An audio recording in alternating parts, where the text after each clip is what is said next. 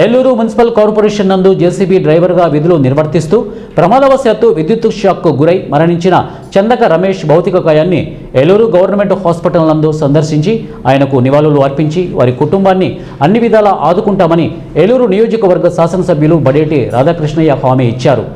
ఈ కార్యక్రమంలో తెలుగుదేశం పార్టీ నాయకులు బెల్లపుకొండ కిషోర్ మరియు వివిధ హోదాల్లో ఉన్న ప్రభుత్వ అధికారులు నాయకులు పాల్గొన్నారు. దాంట్లో రాసి పెట్టాను వచ్చిన తర్వాత ఇబ్బంది లేదు, శుభ్రంగా చదివినంతకాలం శుభ్రంగా ఏ ఒక్క రూపాయలు చదివిస్తారు. నువ్వేదైనా పని చేస్తానంటే పనిలో పెడతాను. ఇదేమి దాంట్లో ఏమి దోకా ఏమి లేదు. మాట అన్నానంటే మాట దాంట్లో అసలు మీరు ఎవ్వరి దగ్గరికి తిరగనవసరం లేదు. నేనే కబుర్ చేసి నేను చేస్తాను. మీరు ధైర్యంగా ఉండండి. పోయినోడిని తీసుకురాలేం కానీ మరి అది కూడా వాళ్ళు చెప్తున్నా గబుక్కం కింద దిగేస్తున్నారు పట్టుకోండి. ఎవరు మనం చేసేదేం కాదు. దాంట్లో మీరు ఎవరో కానీ పిల్లలు ధైర్యంగా ఉంటారు. మరి